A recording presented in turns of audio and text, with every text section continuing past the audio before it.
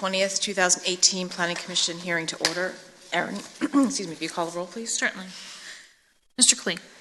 Mr. Granger. Here. Mr. Schaller. Here. Ms. McBeth. Here. Mr. Edwards. Here. Mr. Boswell. Here. Mr. Julian. Okay, our first order of business is the approval of minutes. We had 3 meetings in May. I gather there's one minor adjustment that's already been brought forward by Mr. Yes. Boswell. Yeah, and that is about his own comments in one of the minutes. Are there anything else? Then maybe a motion to approve them as a group. I move to approve the minutes of 516, 523, and 523 as a group. Second? Second. Aaron, please. Mr. Granger. Aye. Mr. Schaller. Aye. Ms. McBeth. Aye. Mr. Edwards. Aye. Mr. Boswell. Aye. Okay, we have one item on the consent agenda, SPR 18-007. Is there any, does this item need to be removed from the consent agenda, or are we good to go forward with it? Okay. Yeah, actually, I'd like to have I guess, removed from the consent agenda because I'd like to make some comments about it. Okay. So this is a site plan, so it will be moved down to the site plans and subdivisions category. Right. Okay. Okay, perfect. Thank you. Then we will start off with our only public hearing for today, which is PCR 18-015, an amendment to the zoning ordinance. Carolyn?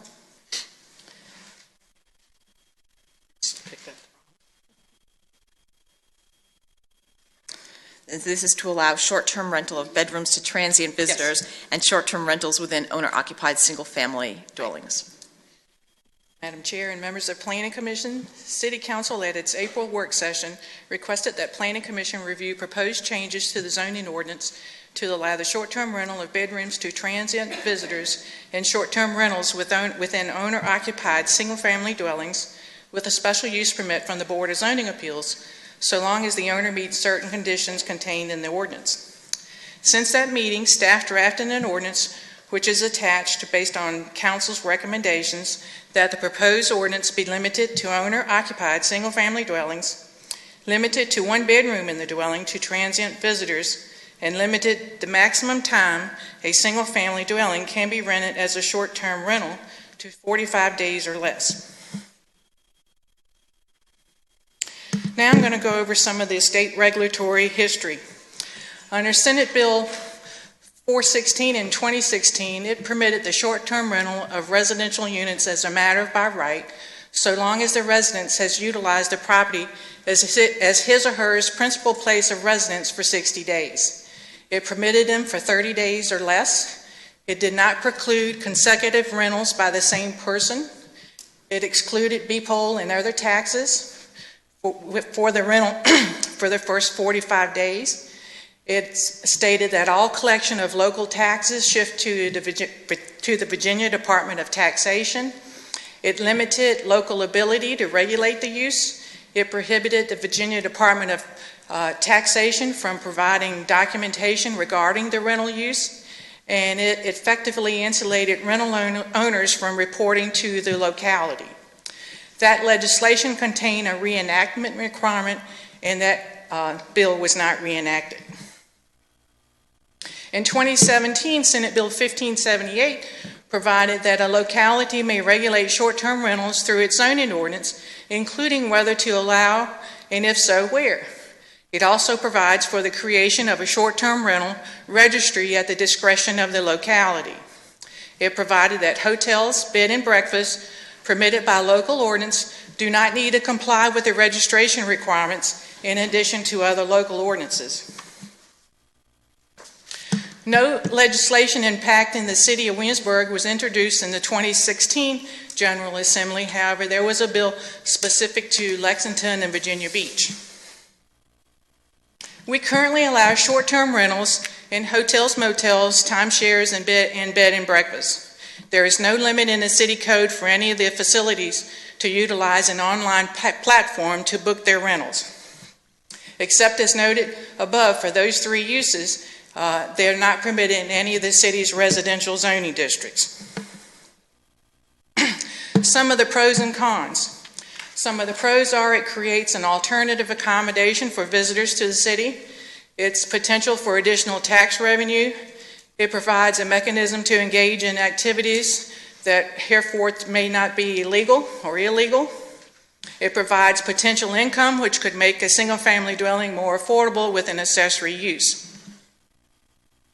Some of the cons are an increase in investment pressure on neighborhoods, potential for increased noise and nuisance violations, neighborhood parking challenges, competition with existing commercial operations, increased demands on staff, and the physical creation of accessory units. Other jurisdictions. There's a wide range of how other jurisdictions regulate these currently, from short-term rentals to homestays to bed and breakfast to tourist homes to rooming house to boarding houses. They're just a plethora of different things that different jurisdictions regulate it. Also in those jurisdictions, some of them limited to the residential and some mixed-use districts. Some of them limit the rental occupancy to 30 days for homestays and short-term rentals. They allow some of them by right in residential districts, and some of them require a special use permit. Most of them require some off-street parking. Where a property maintenance program is in place, they require inspections. Some of them require on-site managers, which require owner occupancies. They limit the number of bedrooms rented and limits on the occupancy of the rented rooms. And some jurisdictions prohibit signs pertaining to the renting of the house. As I mentioned before, City Council at its work session asked Planning Commission to review changes to the zoning ordinance. And in your packet, you have the draft ordinance, and I'm going to go over the difference between the two. Short-term rentals for one room. It requires approval by the Board of Zoning Appeals as a special exception. It's limited to owner-occupied detached single-family dwellings, with the owner meeting the definition of owner-occupied in our ordinance. It requires a liability insurance, a property maintenance plan, an HOA or POA recommendation if it's located in a neighborhood within an association, a copy of the business license within 30 days of approval, the rental of one room in the principal dwelling to not more than 2 individuals, excluding minor children, and meeting building code requirements. Meals are not permitted to be furnished. One off-street parking space being reserved for the rental occupants, with the parking and driveway meeting the ordinance requirements for lot coverage. Meeting the uniform statewide building code and other laws and regulations. Maintaining a guest registry. Event rentals would not be permitted, with a maximum stay of 30 days or less. Allowing inspections within 24-hour notice from the city if we get complaints. Ensuring that safety and nuisance provisions of the city code are complied with, such as noise, trash, outdoor burning, etc. And provides for the city to revoke the permit based on conditions not being met or multiple violations on the property.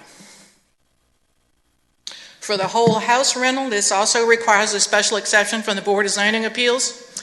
It limits the rentals to owner-occupied detached single-family dwellings, with the owner meeting the ordinance requirements. It also provides the general liability insurance, property management plan, the HOA, POA recommendation, the business license being submitted within 30 days, allowing the rental to 30 days or less with a maximum of 45 days per calendar year. That's the main difference between the one room and the whole house rental. Furnishing of meals is not permitted, and the 2 transients per bedroom excluding minor children and meeting the building code requirements, and the off-street parking requirements, meeting our ordinance requirements for lot coverage. Also meeting the statewide building code and other laws and regulations. This section is a little different from the one room in that it requires the permissible number of transient visitors occupying the dwelling being limited to 2 times the number of bedrooms rented, excluding minor children. So if you had 3 bedrooms, it would be limited to 6 plus the minor children as an example. No residential rental properties allowed for short-term rental. It requires smoke detector and carbon monoxide detectors on each floor. The guest registry and event rentals are the same, and also allowing inspections with a 24-hour notice by the city. And also the noise, trash, and outdoor burning for safety and nuisance provisions being provided, and provides for revoking based on conditions not being met and multiple violations on the site. Our next steps is we hold our public hearing, and based on the comments and the commission review, you can either hold a work session, make changes to the proposed ordinance, or decide if this use should be allowed in the city. Once the commission makes your recommendation, we will forward this on to City Council for their review, consideration, and action. And I'll be happy to answer any questions you may have. So one of the options is that we hold a work session, and so just so I make sure I'm thinking about this appropriately, if we decide to hold a work session, then is the public hearing like suspended, held open? What is the rules on that? Thank you. You can hold a public hearing today. You can hold a public hearing at some point in the future. We just have to make sure that we advertise that public hearing. Okay, cool. Okay, so there's a lot here. Are there any questions currently of Carolyn, or should I open up the public hearing? Okay, then we will open up the public hearing on PCR 18-015, and I have one speaker's card from a well-known person, Clyde Holman.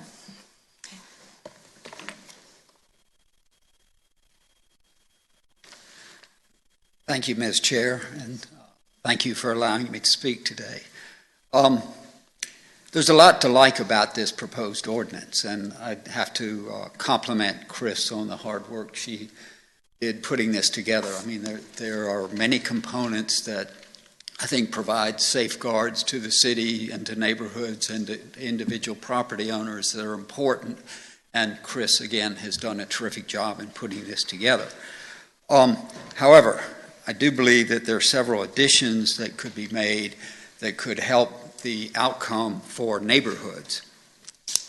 As you all know, the city has a wide diversity of neighborhoods, and that diversity has been one of the great strengths of our community, and it needs to be recognized in anything we do that affects our neighborhoods. Proposed ordinance is just such an action, and my concern is that the one-size-fits-all nature of the proposal may not be the best approach in this situation.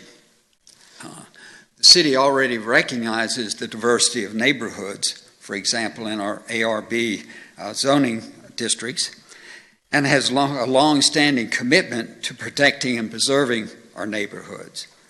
I think there are several ways that the diversity of neighborhoods and protecting and preserving them can be incorporated in the proposed ordinance. And I'm going to suggest several options that might be considered in this situation. First option is a little more complicated, so I'll do that. The second one's a little more straightforward. And again, I think there are probably other options that in a work session, and given the thought of this board and staff, that could come forward as well. But let me get this started with at least a couple options for you to think about. I've talked about neighborhoods, and I think one of the things to start with is how would you define neighborhoods? And I think you could do that in defining them in areas that are contiguous and internally connected. For example, you have things like Highland Park, Indian Springs, Burns Lane, Powell. So I mean, you look at the city, there's almost every neighborhood could be defined in that way. Then what you might do once you've defined the neighborhoods is think about implementation of sections 21605.2 and or 21605.3 would require approval by 51% of the owners of owner-occupied single-family dwellings in any defined neighborhoods. Any owner-occupied single-family dwelling outside the defined neighborhoods could be subject to those sections as they stand.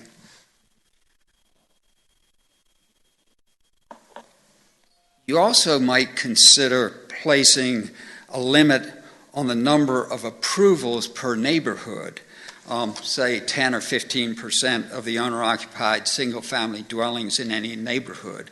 This would be similar to the limitation that's placed on bed and breakfast on the entrance corridor, so you might think about that. Also, the implementation process could be initiated by any owner of a qualified dwelling, by a neighborhood organization, or by the city. Now, I realize this would create some work, and we don't normally do zoning this way, but this isn't a normal zoning ordinance either in the way it impacts neighborhoods. So I think you might think about setting up a process where those who are most affected by the ordinance have a say in how it is applied to their neighborhood. If that's too complicated for you, there is another option. And that option might go back to the way we define our ARB zoning districts. Those are defined in concentric circles around Colonial Williamsburg and the college, and are designed to protect essentially those institutions. But they could also be used to protect those neighborhoods that are most vulnerable to this ordinance. And here, you could essentially say that you could exempt them from this ordinance, and they would then continue to operate under the city's existing prohibition of this type of use of the property. So you would take something that already exists and recognizes sort of the vulnerability of those neighborhoods for architectural reasons, but turn it into a recognition that they are also vulnerable to the nature of this ordinance, and use it that way. And it could be some or all of them, depending on how you want to think about that.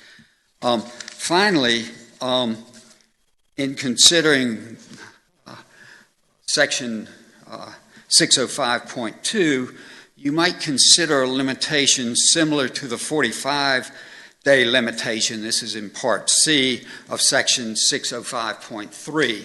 And it could be 45 days or 90 days or whatever makes the most sense. And I suggest this because the comings and goings of a transient visitor may be very different than the comings and goings of a long-term renter of a room in a house, and that could create additional disruption in the neighborhood and what have you. So you already have a limitation on the whole house use. You might think about a limitation on the single room use as well. Again, as I've suggested, this is a very good ordinance. I think Chris has done a lot of homework and given it some really critical thought. But I think this is one sort of tweak to the ordinance that might be useful in terms of thinking about sort of the diversity of neighborhoods we have and how you protect and preserve the uniqueness of those neighborhoods. Thank you very much for your... Thank you. Is there anyone else who'd like to come forward and speak on this item, 18-015? Please come forward and state your name and address.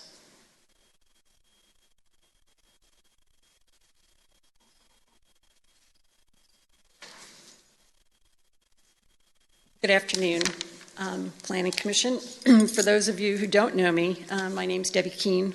I've been here before. Probably Elaine is the only one that was here when we were here about 18 years ago. My husband John and I own and run the Williamsburg Bed and Breakfast on Jamestown Road. And like I said, Elaine is probably, and Carolyn, the only one that knows the battle that we went through about 18 years ago. We moved here and wanted to raise our family and convert an old house into a B&B. And so what we had to do was we had to buy a home on one of the specified streets that were allowed for B&B licensing. We converted a beautiful 100-year-old house into a 4-room B&B at that time, after we had to meet a host of regulations and ordinances. We had to meet stringent zoning codes, fire suppression codes, and Department of Health regulations. This included a $30,000 fire stairway to allow a second form of egress from our 4 guest rooms.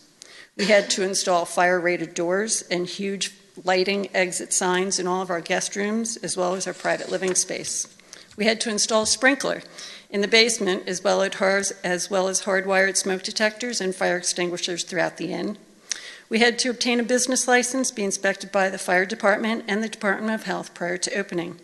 We had to be owner-occupied and owner-run, and we had to provide one on-site parking spot for each room rental. This is for 4 rooms. And also had to provide 2 for our personal use. All of these had to be shielded from the road with landscape. We did it. 6 years later, we opened. 6 years later, after opening, we approached City Council again to expand our room to 10 inns because we were doing quite well. We were denied by City Council after being approved by Planning Commission because it was just too many rooms in a residential area. Keep in mind, we're 1 block down the street from a 10-room B&B. We're on a main corridor across the street from the Mason School of Business, and we're surrounded by college rentals. But after much discussion, we were allowed to add on 2 more rooms, which increased our room rentals to 6, after obtaining a special use permit, meeting all zoning regulations to include additional parking spots for each room, providing handicap access to include a handicap accessible room, and a handicap ramp, which ran through my children's backyard, as well as meeting all the Department of Health guidelines. So now, after 18 years, I understand the city is considering short-term rentals. Actually, after reading the regulations, it looks like we already have a short-term rental regulation. From what I understand, the city is considering allowing every home in the city to be able to rent 1 room in their owner-occupied room and to rent their entire home for up to 45 days. And I understand the regulation that we're responding to, but now the entire small business community of B&Bs, as well as the residential homes, will suffer in order to prevent the same occurrence that happened in Lexington, Virginia. I'm familiar with Lexington. My son goes to college out there, and I'm aware of what happened. I find this amazing. This is a town that fought us tooth and nail to open a licensed, tax-paying, beautification award-winning inn. And now, 18 years after we've struggled to build, grow, and expand a business, that the city has fought us every step of the way. Now you're considering allowing anyone to rent their empty home to anyone without a visible owner on premises.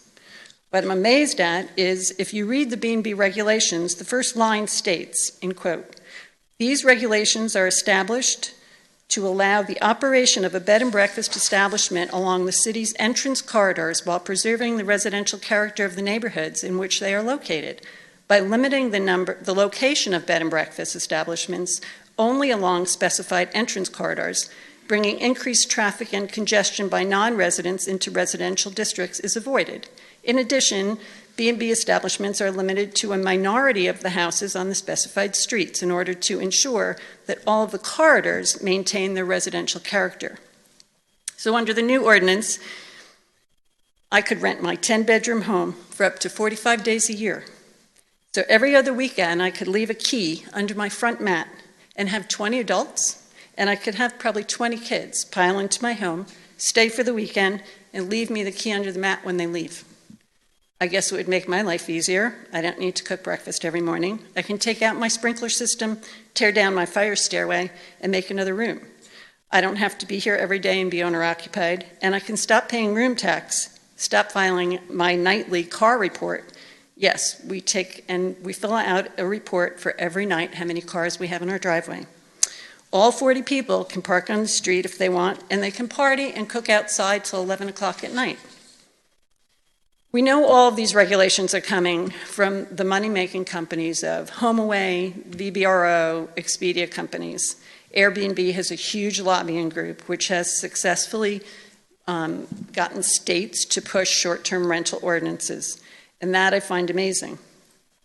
What I do find amazing is that I'm not sure what Airbnb is going to do for the city.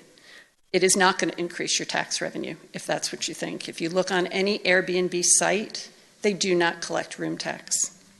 There is no tax charge, and I can guarantee you that there's no way that you're going to be able to track rentals of short terms in the city. You're going to be able to track them in licensed B&B because I want to show a profitable business. Bringing short-term rentals into the neighborhoods is going to bring its own issue. It's a documented fact that in areas that Airbnb operates, the average monthly home rental has increased. Is that what we want? You speak of affordable housing frequently for those residents who need a less expensive monthly rent to survive. They'll be priced out of the market in Williamsburg. Who wants to live in a residential home that's surrounded by short-term rentals? Common sense dictates that the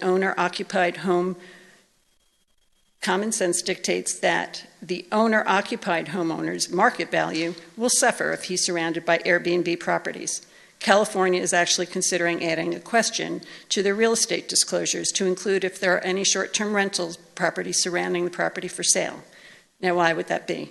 Because it would affect your home value as well as your quality of life? Well, I don't know.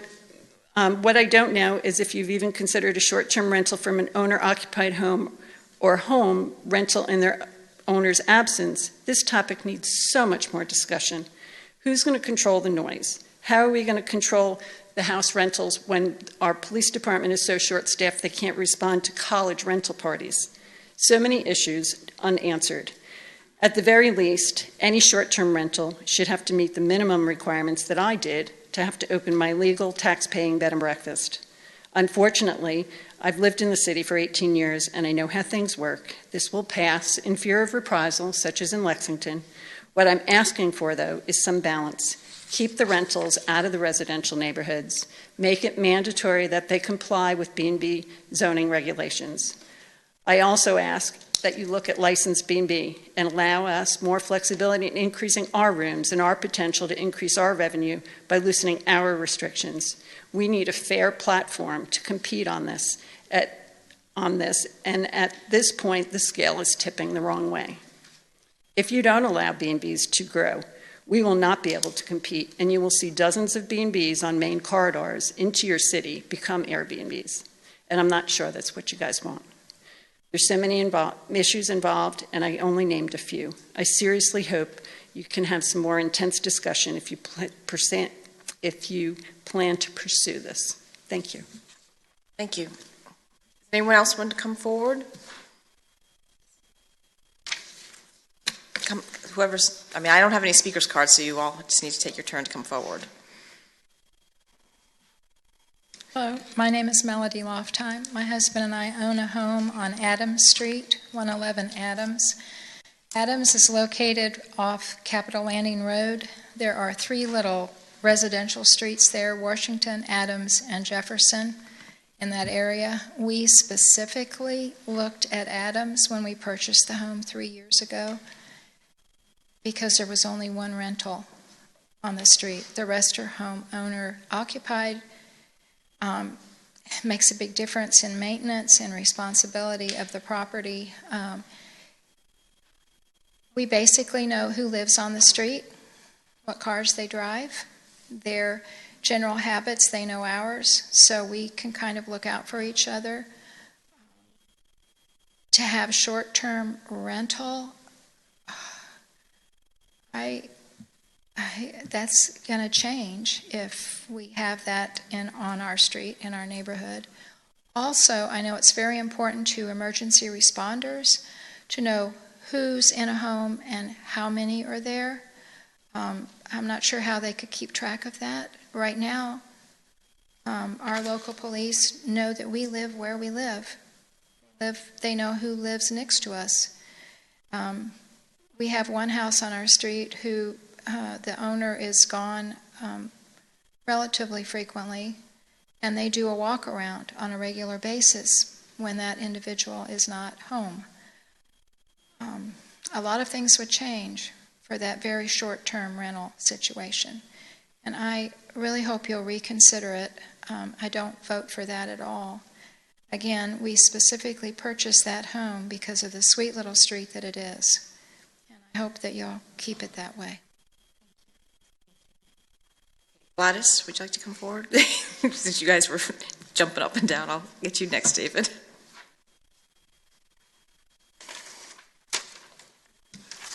Gladys Victor, 704 Powell. I think more cons for this than pros. I don't see how the city is going to be able to maintain and all these rules and ordinances and people involved. I live on a street of 13 houses off of Burns Lane, and we have two on the market, one empty going on the market. I have one across the street rental, one down 3 houses from me, 2 on the right and 2 on the back. I've been there almost 20 years, and I had no rentals. We already have an association we formed in our neighborhood to fight this issue and to fight. We don't have an HOA, so we cannot restrict rentals. But I think this is not necessary, it's not needed, and I don't understand the ARB involvement. I don't know of any street myself that is involved, the entire street of an ARB. We get down halfway down Burns, and there's no ARB. It's just part of that street, part of a lot of streets in town. So I don't see how we're getting the ARB involved in this ordinance. So I'm totally against it. I don't think it's necessary, and I think it's more of a burden than a help to neighbors that want this, or residents that want this. Thank you. David?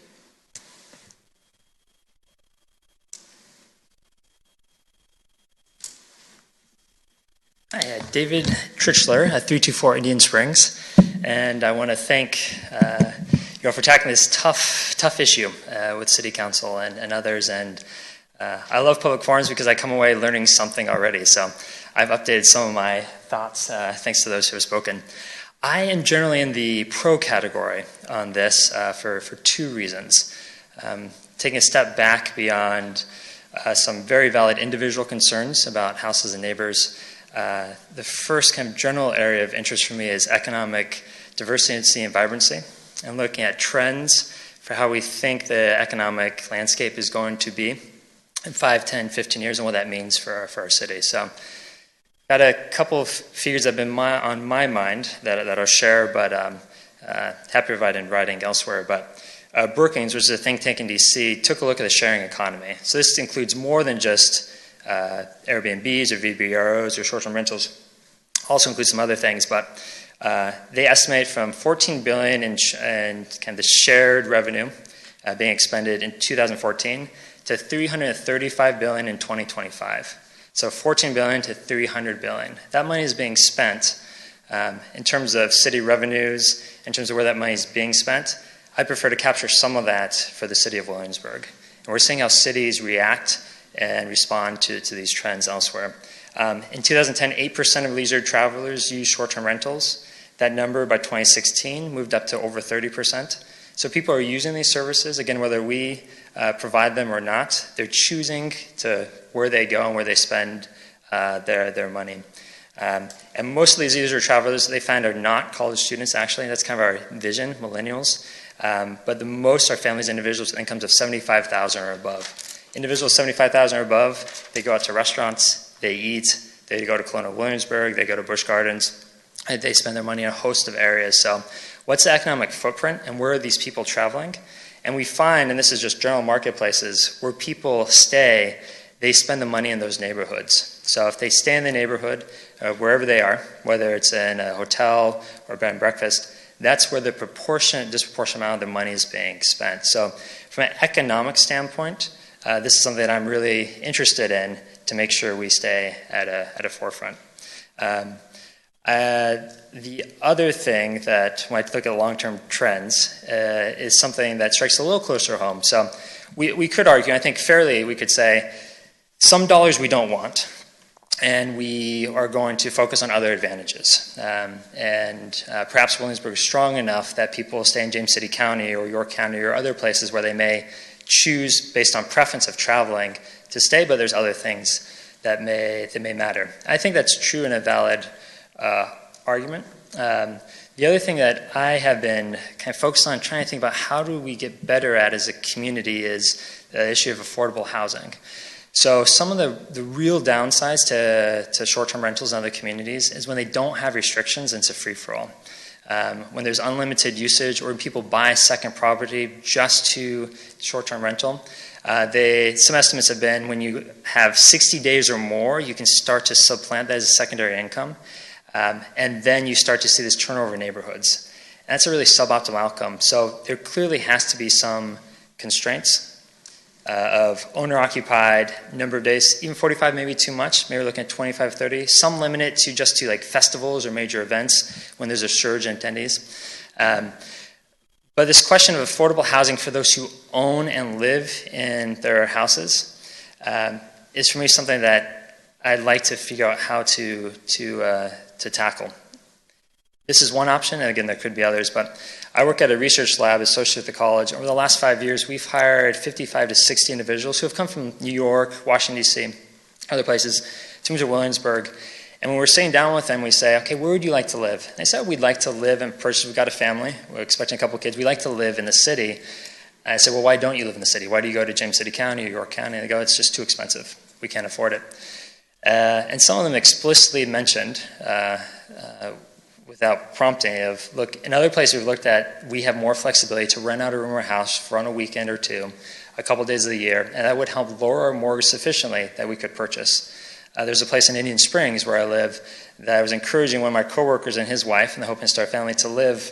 Selfishly, we have a kid and there's 3 or 4 kids in the entire neighborhood. I want more families with kids to grow up with my kid. They said, we like it, it's just too much, and there's no ability for us to have any flexibility in our own home, right, with these restrictions. And so they purchased elsewhere. And again, that's a kind of prerogative of the city to define those.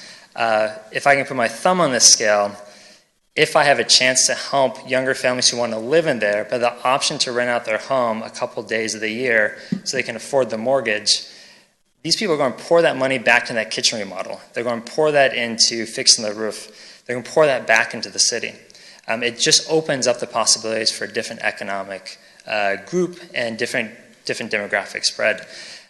So I think this is a really interesting tool. I think the economic trends are moving this way, and we can join or not with qualification of how we manage it well. But the money is being spent. When I travel and when my kind of cohort travels, late 20s, early 30s, our first thought is not to go to a hotel, it's to go to Airbnb or VRBO. That's just how we go. We want a kitchen. Oftentimes we travel with family friends from college that also have a kid or two. So we're looking for a spot where we can come together. And I think we're going to see that trend line continue. And again, from the economic standpoint, I think it is actually possible to capture this revenue either through city taxes or through the residual spill-on effects.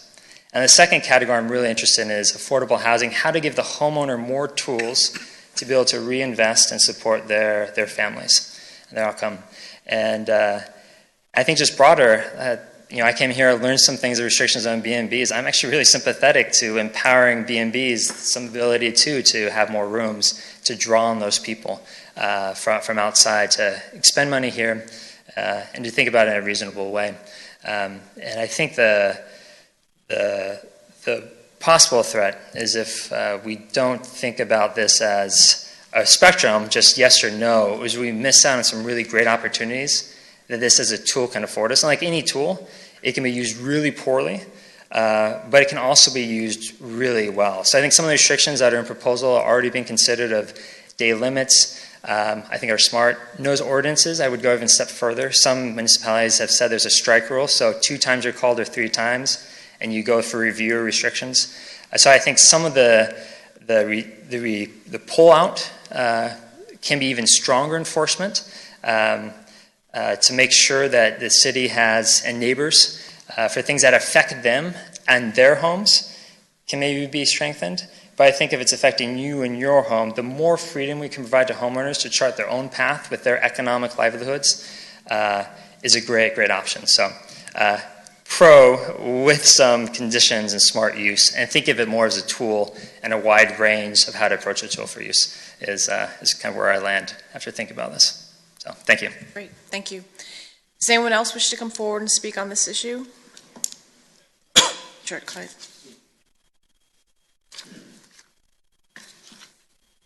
Thank you again, Clyde Holman, 511 Newport Avenue.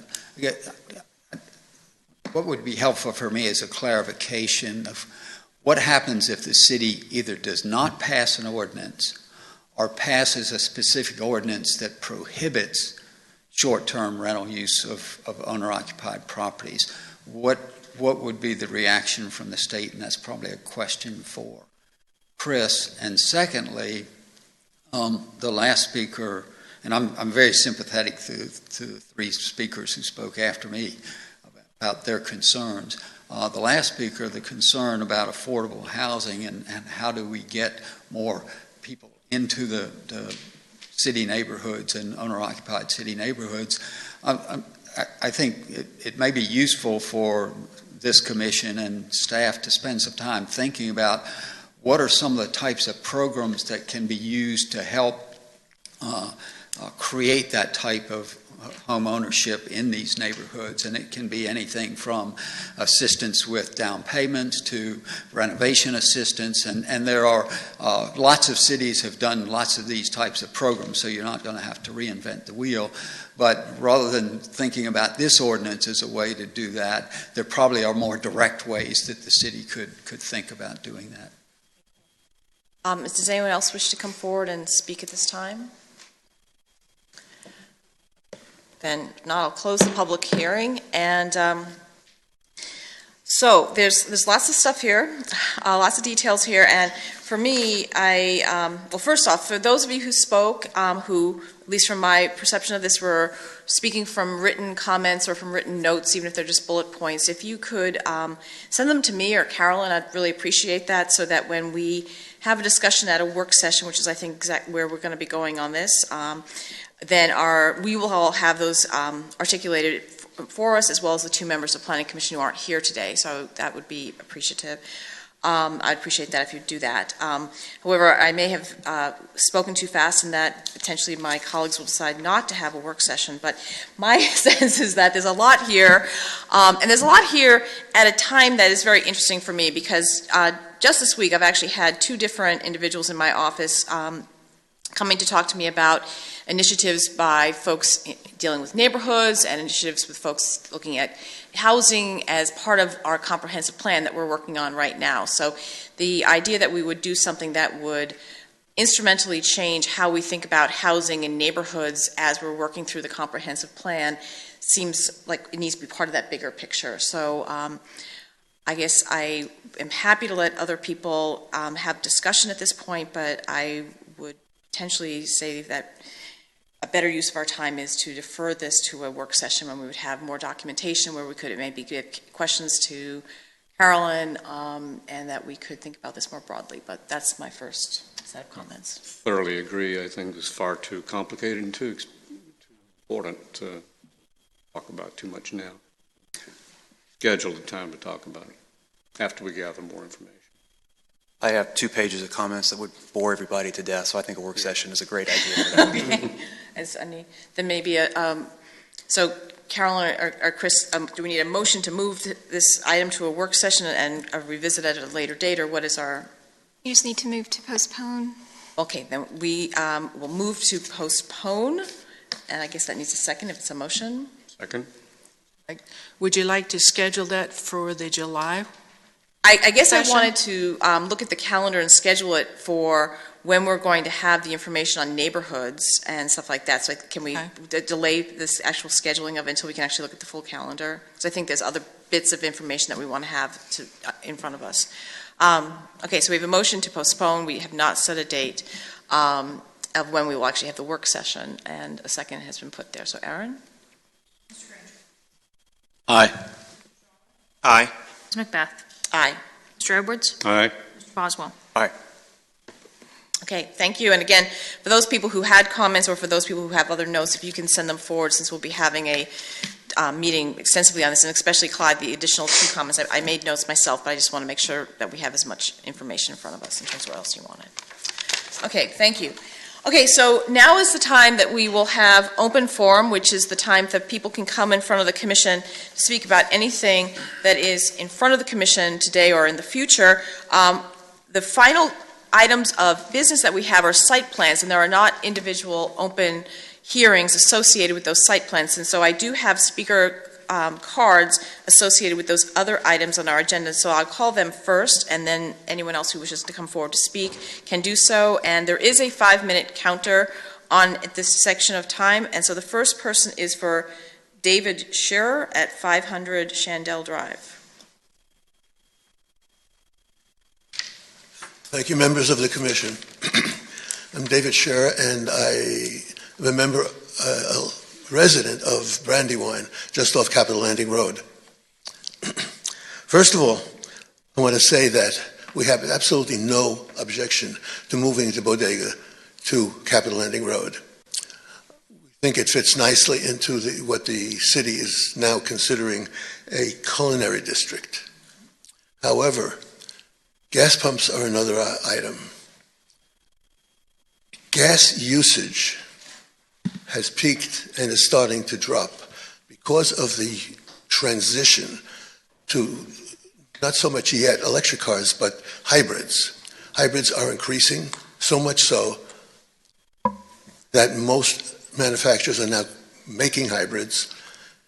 And as a matter of fact, for the coming model year, Volvo will not produce any conventional gasoline cars. They're switching to hybrids and EVs.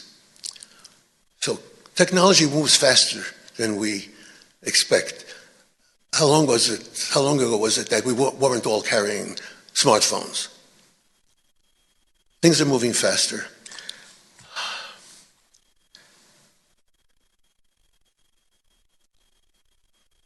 Partially, the drop in gasoline is due to more efficient cars, but mostly it's due to the hybrids. And hybrids, people are buying hybrids because they are cheaper to operate. They cost less to operate. And as gasoline usage reduces, as it is, and it will increase to drop in usage, the gasoline pumps we have in town now that are adequate, you'll probably find some starting to close. There was a closed pump opposite the James York Plaza area, which for a long time, pretty ugly when it's closed. And the problem with gasoline stations when they close is that they're not easily reused for anything else because it is expensive to clear out the underground gasoline tanks on the property. It reduces the value of the property and makes it harder to reuse. We have adequate gasoline availability today. The timing is bad to increase the number of pumps. As a matter of fact, the city has already starting to, on its own, create 5 public electric charging stations in Williamsburg. That is the direction. Now, I know pumps are by right for the area, but isn't there a special exemption possibly for some of the downsides I mentioned? Thank you for considering this. So that was the only speaker card I had for that item. The next 3 cards are for Midtown Row. The first one, Nancy Canning.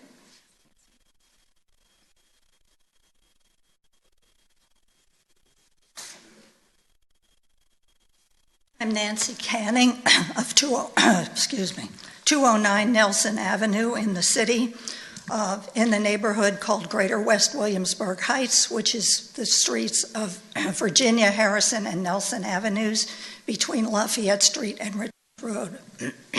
Excuse me. My comments pertain to Midtown Row, particularly to the underlying rationale for the Midtown Row project, as well as to the implementation of this project's site plan, a topic under discussion after the open forum today. I have 3 points to make, followed by a brief conclusion. My first point is that in your September 20th meeting last year, 2017, Broad Street Realty CEO, Mr. Jacoby, the planner of Broad Street Realty is the planner of Midtown Row, during your commission hearing said, I quote, "We have to follow fair housing guidelines, which means technically anybody can live there," he meant Midtown Row, But the units and our leasing program are designed for students primarily. The primary reason is, can you imagine a 53-year-old gray-haired guy like myself padding through the halls with a bunch of co-eds and how they might feel about that?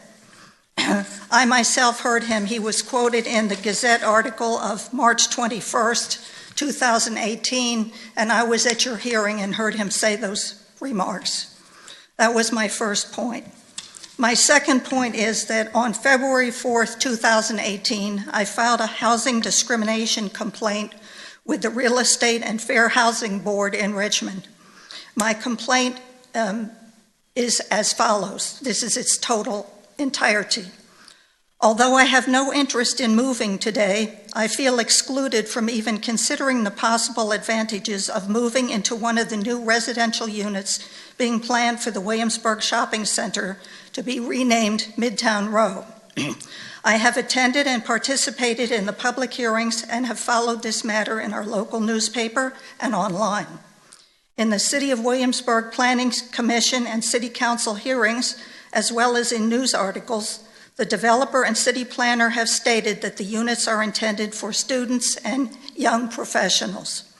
Moreover, some of the planned residential units are configured as 4 bedrooms with attached bathrooms surrounding a common lounge and kitchen area. Surely this design is intended exclusively for student use. What about the elderly? Isn't such a plan discriminatory? As a person over age 55, I am filing this complaint based on the belief that this plan violates the Virginia Fair Housing Law. My third point is the follow-up letter I received on April 13th, 2018 from the Assistant Fair Housing Director assigning my case to file number 2018-02125. Her response is in part in this letter she wrote to me. Dear Ms. Canning, the Virginia Fair Housing Office will not take any action on your complaint at this time. However, we will monitor the progress of this development for any marketing or advertisement that indicates a preference or limitation that may impact the elderly or families with children. Should you find any additional information that suggests the developer intends to discriminate against either or both protected classes, please provide that information to the Virginia Fair Housing Office. Thank you for bringing this matter to our attention. That brings me to my conclusion, which is my final point. Today, June 20th, I am bringing this matter to your attention with the hope that Midtown Row will be built to accommodate residents of all ages and family configurations. Thank you. Thank you. My next speaker card is from Mary Grogan.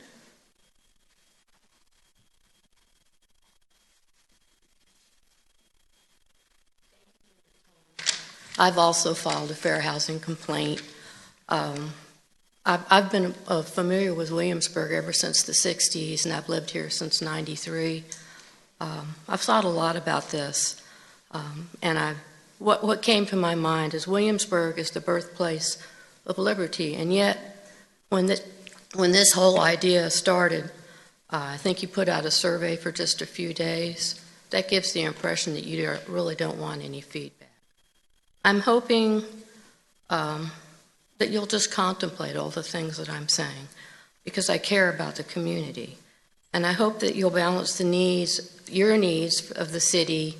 I mean, obviously, you're very happy that somebody wants to develop this area with the needs of also the developer has put certain things into this that you have allowed.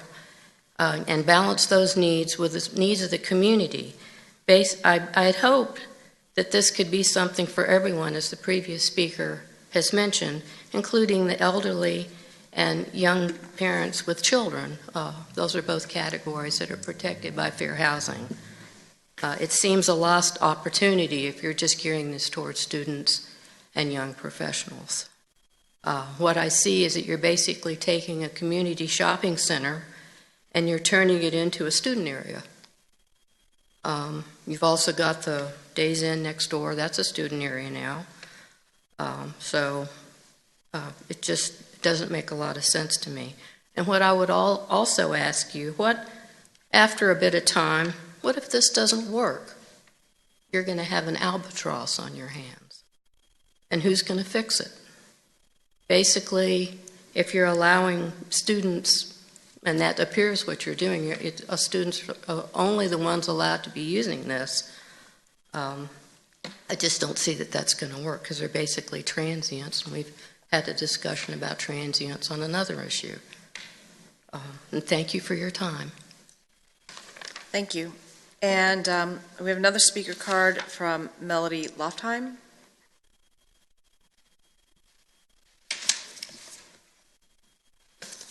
Thank you very much for the opportunity to speak about this. Again, my name is Melody Loftheim. I live at 111 Street. Williamsburg is such a remarkably unique community. We have so much history here, but it's also a beautiful community. We have a community that, in my opinion, really cares about each other, cares about our neighbors. I grew up in the Midwest in a much larger community. My husband grew up in this area, and in 1979 we moved back, raised our 4 children here.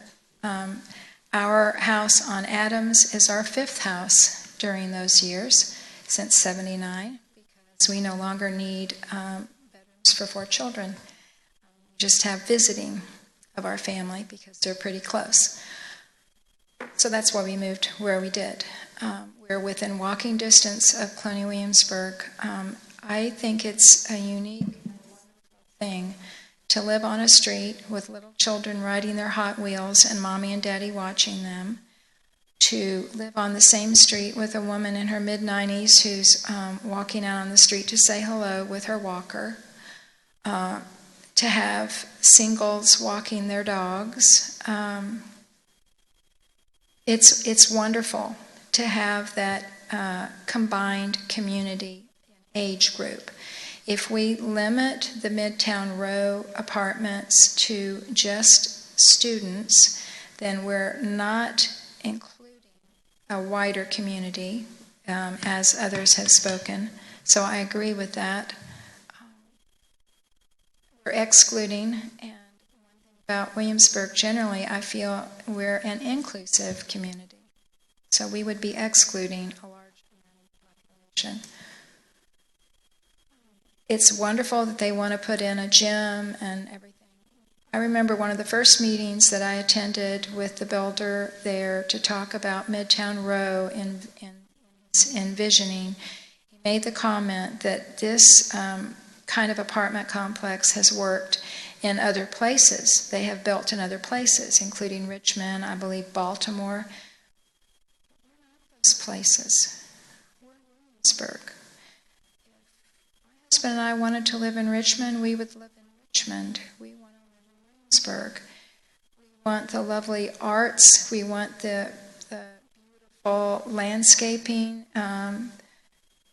We're here for a reason, and we want to care about our community. We don't want to have just, students are here, generally speaking, 9 months, 10 months of the year. What about the other 2 months? What happens there? They pay for the whole 12 and it's empty?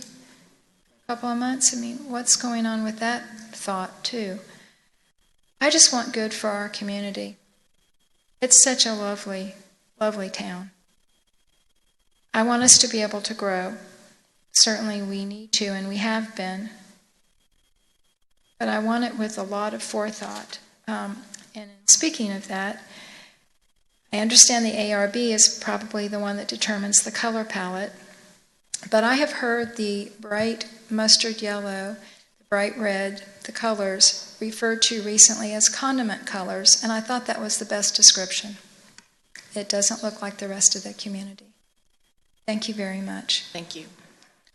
I have no more speaker cards, but if anyone else would like to come forward, Terrence? Yeah.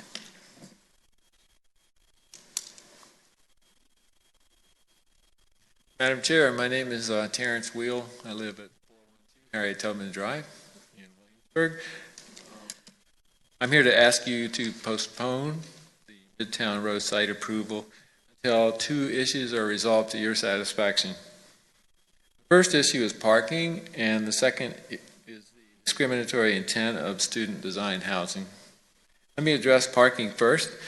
For perspective, Midtown Row, based on the square footage provided on its website, comes in at 58% devoted to student housing and 42% to retail. It's a dormitory project with attendant retail. You'll see on the site plan that there is a parking garage at the far corner of the project. At the ARB meeting in May, the senior project manager, Mr. McLennan, stated that this one-story garage is meant for the students. It has 218 spaces. There are two problems I hope you'll explore about this. First, in the dormitory structures, there are to be 624 beds, each to be occupied by an adult, each likely to own a vehicle. 218 spaces are not enough to handle this number of vehicles. Second, what requirement is there that the students park in the provided parking garage spaces? The parking garage is not the most convenient parking for most of the proposed dormitories. In addition, a student may well want to park, go to Food Line and then to his room. It's unlikely that he would park in the garage to do so. Just having a garage does not mean that it will be used. We can look at the empty High Street garage as a prime example. Students, like all of us, will park where it's most convenient to themselves. Even across Monticello in the adjoining shopping center is closer for many of the dormitory buildings. This will have an impact on the public searching for a parking space to shop or go to Sal's. I urge you to make sure this is solved before going forward. My second reason that I ask you to postpone approval is the ongoing discussion with Richmond about the apparent discriminatory nature of this student-targeted housing. We've heard that anyone can live here, but we all know that it is designed and intended to be marketed to and occupied by students. The two protected classes being impacted here are the elderly and families with children. This matter has not been resolved. A number of complaints have been filed with Richmond and are still active. The last communication we had from Richmond, you heard from Keene. To see the housing complaints and the reasons for their filing, you can go to the website www.mbghousingforall.com. That's wmbghousingforall.com. Fair housing law states, and you can find this statement in the real estate section of your newspapers, quote, "It shall be unlawful to make, print, or publish, or cause to be made, printed, or published any notice, statement, or advertisement with respect to the sale or rental of a dwelling which indicates any preference, limitation, or discrimination because of," and then it lists the classes of people which are protected, which includes familial status, that's those with children, and elderliness. And it goes on to say, or an intention to make any such preference, limitation, or discrimination. Recently, for the Midtown project, we keep using the general description residential, but we all know who it's designed for. And in fact, the density permitted for this project is based on an ordinance which reserves this special density allowance for student dwellings. For these two reasons, vague parking standards with the resulting questionable availability of parking for shoppers, and this troubling, targeted, and so discriminatory housing design, I ask that you defer a decision on the main Midtown Row site plan until these are resolved. Thank you very much. Thank you. Does anyone else wish to come before commission and speak on any topic?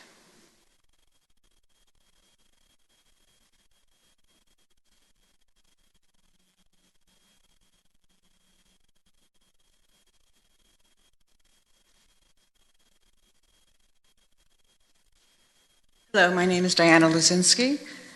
I wrote a letter that was published last week in the paper, and I saw that today there were 2 more letters about Midtown Row. To be honest, I'm very excited about this project. I really thought that it would be something that was welcome in the community and that could really add a lot to the community. But I really feel that the design concept is something so radical in comparison to the rest of the neighborhood. And I was all for modern, and I was thinking it was going to be a post-industrial modern look, but this is almost like student housing, and I really don't think it fits in with our community.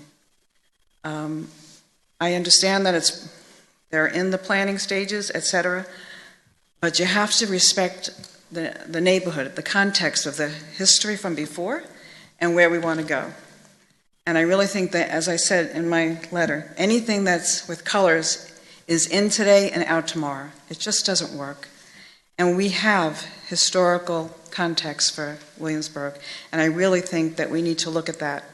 Because if we want this to be successful, you're planning a lot of retail there, and we're losing a lot of retail in Newtown, and a lot of other places are empty. And I really want this to work, and I want it to be an exciting place to be able to shop, to eat, to go to the amphitheater. But if you have what looks like cheap student housing, and we have quite a few elderly in the community, this is not going to be used, and we're the ones that are spending the money now. The students don't have that much money to spend, and we're the ones that want to spend the money. And we want to enjoy downtown and be able to walk to the supermarkets and walk to stores and go from one restaurant to another one and have a tapas here, a tapas there, a beer here, a drink there. But if it's not welcoming, it's not going to be used. So I'm really concerned. I hope that you think about this very, very strongly. Thank you. Thank you. Does anyone else wish to come forward?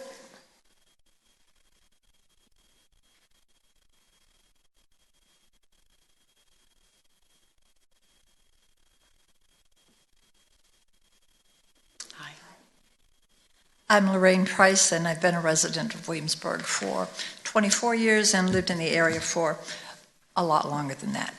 I echo what she said. I'm totally in favor of this project. The whole area needs updating, and I want to support it. I just have a couple questions, and I'm sorry I had to come in late, so if it's been covered, then you could just tell me that.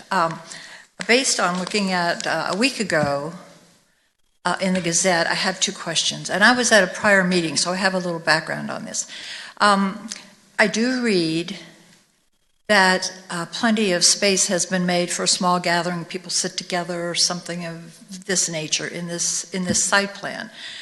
I look at the site plan and I see one little spot of green in the middle, really small little spot based on the size of the whole site plan. So and I know from the last meeting I was at that the green space had to be reduced. So I just want to be encouraged that there's going to be more than one little green space in the middle of this plan for people to sit down on a bench, few together, and to be together. I don't see a lot of that here, and I'd like to know about that. The other thing is that everybody has spoken in terms of color.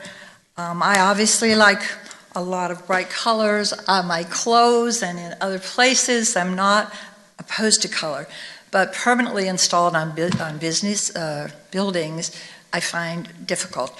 We lived many years in Denby, Upper Newport News, which was in 1971 a very small, wonderful community.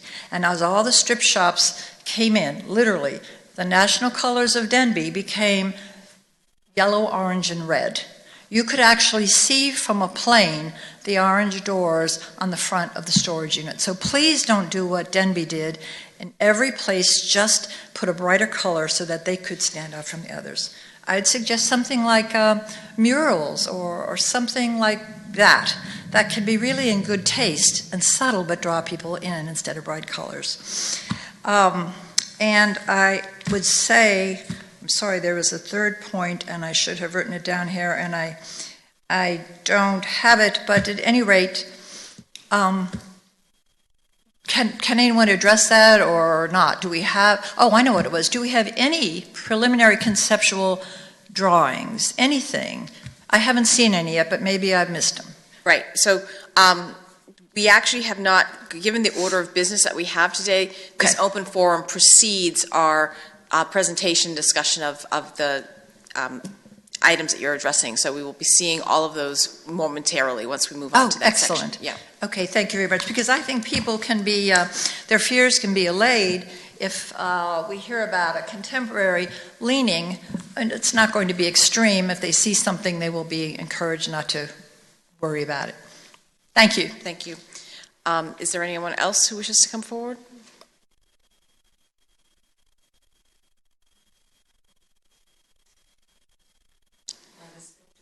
704 Powell.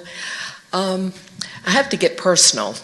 All of my friends are moving out of their houses and moving into apartments. They live in Richmond area. There are many apartments available. They don't want to deal with yards. They don't want to deal with anything other than a living room, bedroom, and bathroom, and a kitchen. And I really have a huge house. I don't know where I would go. If I do need to stay in Williamsburg, I'm not interested in the Landing.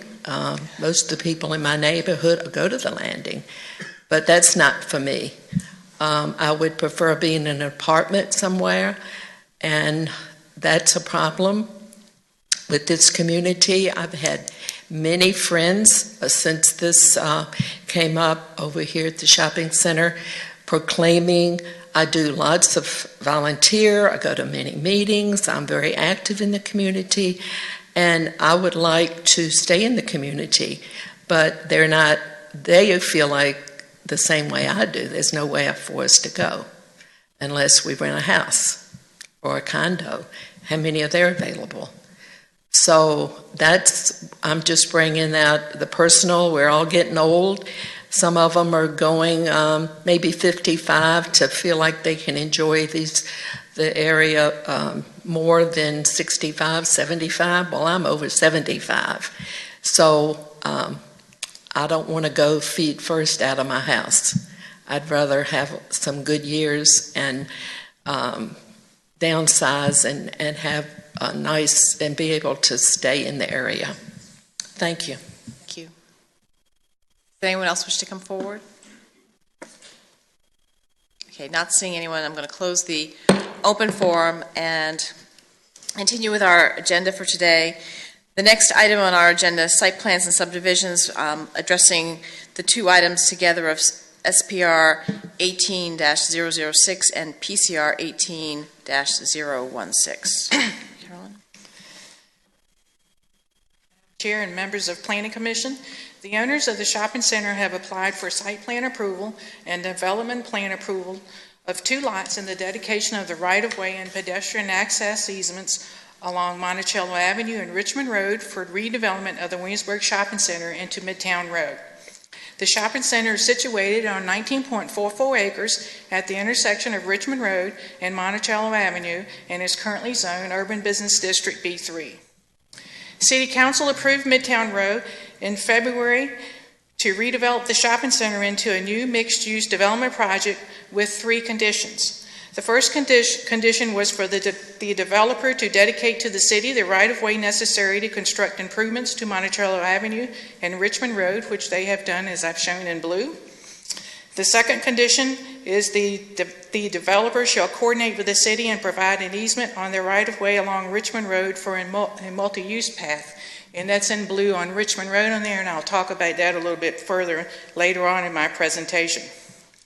The third condition is that the developer shall provide bike racks within the development, which must be approved by Planning Commission as part of the site plan. The developer is providing 240 bike racks throughout the development, which is acceptable to staff. The master plan approved by City Council contained 2 phases. Both phases contain 4 new 5-story mixed-use buildings with 240 residential units. It keeps Building 8, which is Food Line, which is being redeveloped inside, and keeps the Ace Hardware Building, which is being changed to a food and entertainment structure. There's also a parking structure which contains 218 parking spaces, and that's on 2 levels. Phase 2 includes the hotel on the corner of Richmond Road and Monticello Avenue and will require further reduction in the size of Building 7. And if this plan comes forth with a Phase 2, then the site plan would need to be submitted for that at a later date. The majority of the site is not located in the Chesapeake Bay Preservation Area. The southern portion of the site is located in a resource management area, and water quality for the site will be handled with on-site underground BMPs and connection to the existing BMP located on the south side of the site. The applicant will purchase water quality access credits from the city for water quality. Access to the site is provided by 2 entrances on Monticello Avenue and 2 entrances on Richmond Road. Currently, 4 entrances on Monticello Avenue will be reduced to 2 entrances, with the 1 entrance being moved slightly to the east to add a stoplight, which will be the new road named College Road. Garrison Drive will extend across Monticello Avenue into the new development. A total of 800 parking spaces are required based on the proposed uses, and 953 spaces are provided on site. An additional 51 spaces are provided on the leased parcel with the community pool dance studio.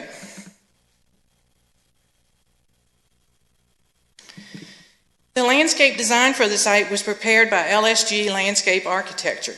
It meets the open space requirement for both lots with just over 20% on each lot. Now I'm going to talk about the landscape area along Richmond Road. For this landscape area, the following trees will be removed, and I'm going to switch back and forth a little bit because I took some Google shots to make it a little bit clearer. 3 trees along Monticello Avenue for the widening of the cycle track will be removed, and those are the ones that you see straight ahead in this overhead that's straight down Monticello Avenue. 5 crepe myrtles and 1 holly at the intersection of Monticello Avenue and Richmond Road will be removed for the widening and cycle track multi-use path that you see back on the site plan. So that's up at that corner. In this slide, I show 3 trees between the intersection of Monticello and the entrance, the main entrance, will be removed, with 4 crepe myrtles on the right-hand side of the main entrance also being removed. And this is the next section. 5 trees on the left side of the main entrance due to the construction of the multi-use path will be removed. In this picture, you'll see a large oak at the back of this landscape island. That tree will remain because we've got the applicant to move these parking spaces that you see in the corner there back around, and we'll have the ability to keep that large oak tree. Staff has reviewed whether to locate the multi-use path along Richmond Road or at the rear of the landscape area, and has determined a 2-foot grass strip with an 8-foot multi-use path is better located adjacent to Richmond Road. Locating the path along Richmond Road saves the large oak trees on the site. And when I'm talking the large oak trees, I'm talking about the one at the corner that I just spoke of, and the 2 really large oak trees behind the what I call the bus shelter. Locating the path behind the landscape island really takes out not only these trees I just mentioned, most of them, but affects those large oak trees also. Public water and sewer are available to the site. The Architectural Review Board has approved the new buildings, the garage, and renovations to the existing buildings that will remain over the last several months. They've looked at the design of the new buildings, the colors of the new buildings, and the Architectural Review Board has approved that, and they are the board that has that authority. The Site Plan Review Committee reviewed the plans on May the 16th and recommended approval of the site plan. Let's whip back through these. The development plan consists of creating 2 lots for the development, and as you can see on this, I highlighted the line, and you have a parcel 1 and parcel 2. Therefore, staff recommends approval of the site plan contingent upon the 4 conditions set in staff's memo for SPR 18-006, and staff also recommends approval of the development plan for PCR 18-016 with the 2 conditions as noted in my staff memo. I'd be happy to answer any questions you may have, and the developer is also here if you have any questions of them.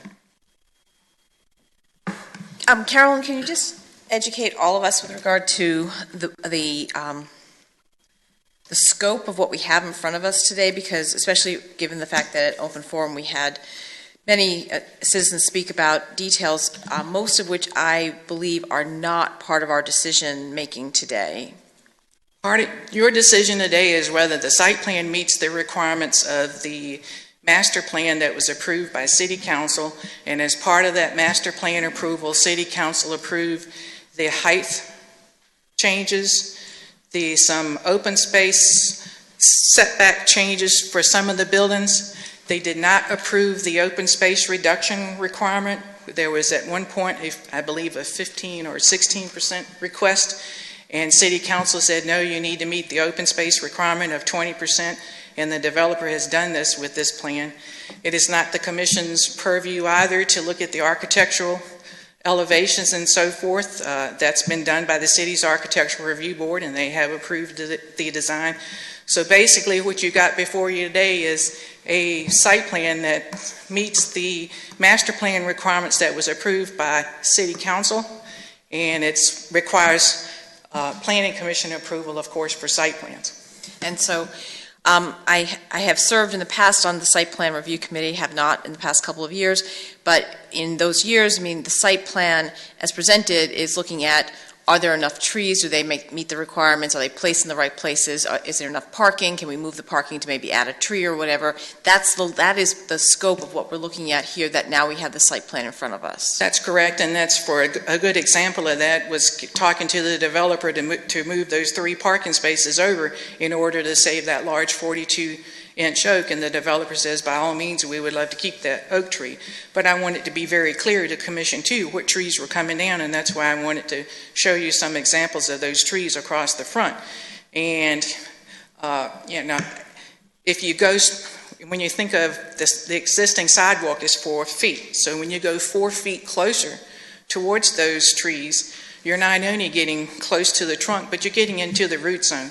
And I had a long discussion with the landscape architect, and it's her belief, and I've seen it throughout the city, if you get too close to those root zones, it'll die over time. So that's why staff is recommending taking the ones that need to come out, putting in a new landscape design, and everything gets planted in the very beginning. And as you can see, there's a lot of landscaping in this drawing all along Richmond Road that would go back.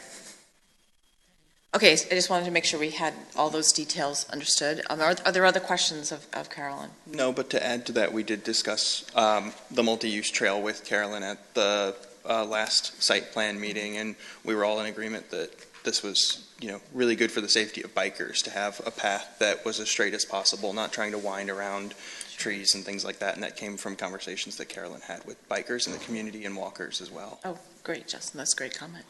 Other things for Carolyn? Okay, so there is no this isn't a public hearing, this is not an open forum here, so are there any discussion items amongst the commissioners?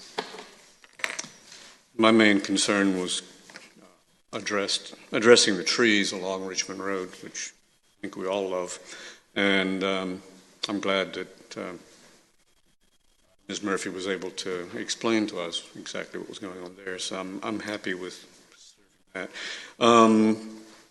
As far as the parking garage, do we have any screening that we know of in the landscape plan that will screen that area on the west side?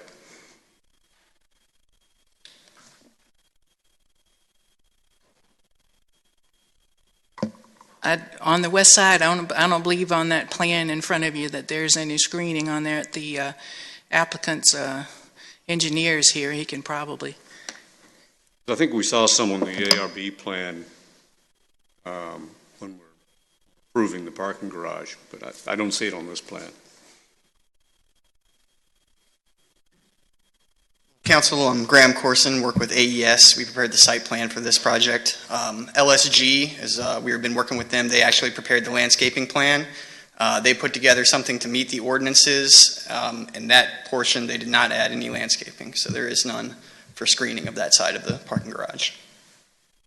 So it came out of ARB with screening, but doesn't have screening now. A rendering of that did have some plantings between that and Mount Vernon. I can't speak to what the rendering showed. Haven't seen it, but this is what we were provided, and that's what was presented to the city. All right. So, Carolyn, if something came out of ARB that is not consonant with what we have here? If the commission would like to put a condition on it for additional screening on that side, I think that's something you could make a condition of approval. I think we should do that. Back of that for the motion. Thank you. Other comments? Then would you like to make a motion? Well, I move that we recommend approval to City Council of the site plan pursuant to the staff's comments and also pursuant to offering some sort of screening to the west of the parking garage area. Just to clarify, this is your decision. This is our decision. Yes. So we're putting that would be in addition to the SBR 18-006, the bullet points on that with regard to the site plan, that there is additional screening. Okay. That'd be bullet like 5. And are we also moving to do the subdivision 18-016? At the same time, the two items as presented? Yes, okay. So we have motion with that addition of the additional screening with the parking garage area. Is there a second? I second the motion. Discussion. Aaron? No. Aye. Aye. Aye. Aye. Okay. On the consent agenda, the item that was on the consent agenda, SPR 18-006, was removed. Mr. Granger had some comments that he wanted to make. Do we need to have a full presentation, or are we allowed to just discuss it because of those comments? Then I guess go ahead. All right. I read the comments from the community that came in, and I thought they were very interesting. I did take the time to go to the present bodega, and I was really impressed that it's not your typical 7-Eleven. Some of the comments that came in were, it's just another convenience store, we don't really need that. This store as it stands now really strikes me as a unique community store. Growing up in Williamsburg, there was a Miner's Grocery at the intersection of Capitol Landing and Page, and it was a truly neat community store. And I see this as the same sort of store, and so I think it is in keeping with what's going on in that corridor, and I appreciate the fact that it appears to be a privately owned venture and moving in that direction. So I felt like because of the community comments, it was appropriate to have a little bit of discussion as opposed to just putting it on the consent agenda and moving on, because that's a unique store and I'm excited about it. Thanks, Greg. And I also wanted to, at this point, reply to Mrs. Scher's comment about that it is a by right use, but is there any ability to have an exception for it? And the answer to that is no, it is a by right use, and we don't have any control. And just as with the site plan that we just looked at, we were only looking at the site plan. This site plan has gone through ARB and site plan committee and is doing things that it may do by right, and so we don't have the ability to put a prohibition on the gas pumps. It's not part of what we have. So those comments, or if there are other comments, or it was on the consent agenda to accept it? You've removed it from the consent I agenda. know, it had been. I was just saying, it had been on it, so it was not, there were no other issues of concern, just wanting to make comments about this. So if someone would like to move it as it needs to move forward again.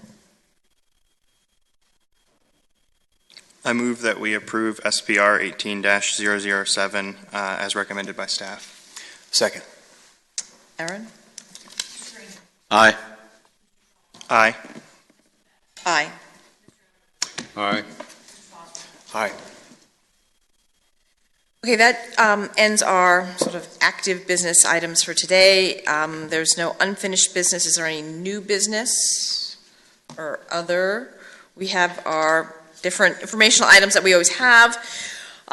In sort of reverse order of my thinking, next week we have a comprehensive plan meeting June 27th at 4 o'clock on the Downtown Vibrancy Design and Marketing Plan. Our meeting for July 18th, next month, Planning Commission hearing.